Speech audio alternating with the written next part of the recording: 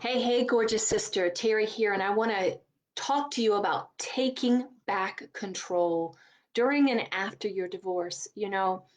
I went through a horrendous divorce, and one of the things that I can say is that I made every mistake possible during divorce, giving away my power, being a victim throughout the whole thing, allowing others to make decisions for me, listening to people who didn't know what the hell they were talking about. I mean, I look back at that woman at that time and I go, who the hell was she? Like, I don't feel like who I was then is like indicative of like who I was as a person. But, that's not atypical of divorce. I've even had someone, actually like a coach colleague friend of mine who said, she virtually became like an alcoholic through her divorce because it was just so overwhelming and she didn't know how to cope and turned to alcohol, lost her business, um, which I totally understand.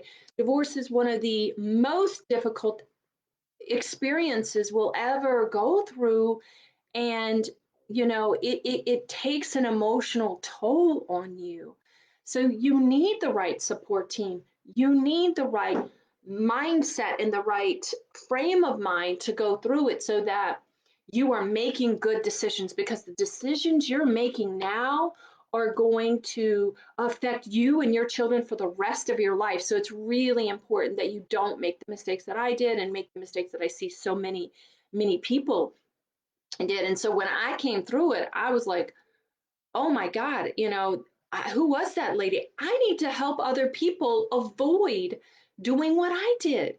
There's all these things that I didn't know going through divorce that I was like, oh, I wish I'd known that, because that would have been really helpful. And now I'm really passionate about helping people navigate through this so that they don't end up being legally, financially, and emotionally devastated the way I was, but even better, to heal themselves from this and from toxic relationships so that they can go into this next chapter feeling amazing and confident and self assured. So, the one thing that you can do to take back control and to feel empowered throughout this process is to ask empowering questions. When I was going through my divorce, and I hear and I see this in the group even, is just people not asking the right questions and framing the questions in the right way. When you ask disempowering questions, your brain and the universe is going to find a way to answer those questions. Your brain is going to go, oh, okay, well, you want to answer to this? This is why. I was saying things like, why me? Like, why is this happening to me? Or why is my ex doing this? Like, all of the questions that, like, kept me disempowered, kept me being a victim rather than, you know, hey, what's a solution to this problem? We're struggling with communication. How can we communicate more effectively?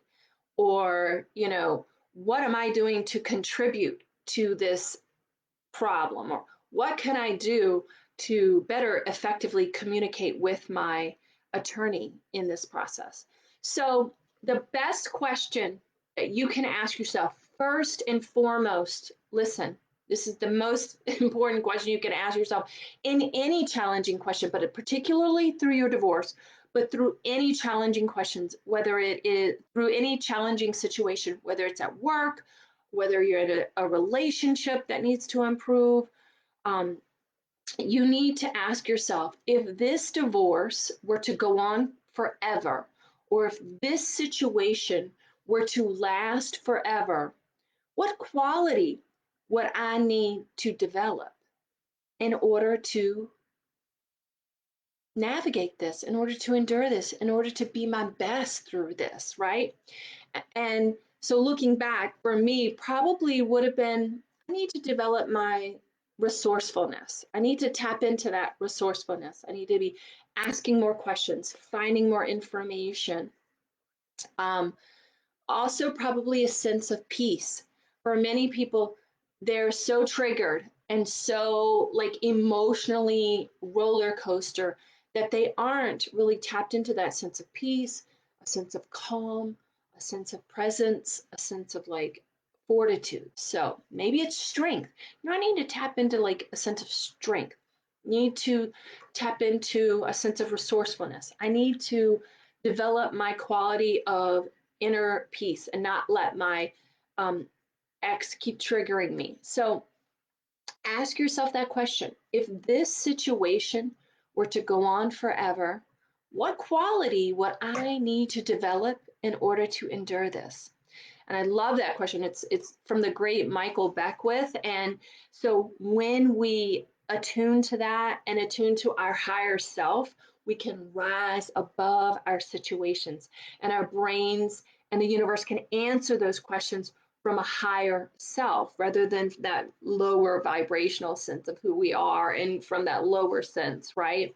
You know, for me, the universe was asking or answering those questions. My brain was like, well, because you deserve it, and because you're worthless, and you don't, you know, you deserve to be like this and stuff. So, you know, we have to make sure that we're asking those questions from that higher self. So we are going to be asking higher level questions, and we're going to be giving you some resources and insights and mindset shifts so that you can get through this divorce better, and so you can navigate this situation and you don't have to be devastated throughout. So join us at our workshop on the 26th at 12:30 Central Time. I'm looking forward to answering any questions that you have and sharing insights and sharing resources, all the things that I didn't have when I was going through my divorce that I want to give to you. So join me and make sure that you register below, because I cannot wait to meet you in person virtually and see your beautiful face, and see you soon. Okay, see you soon. Bye.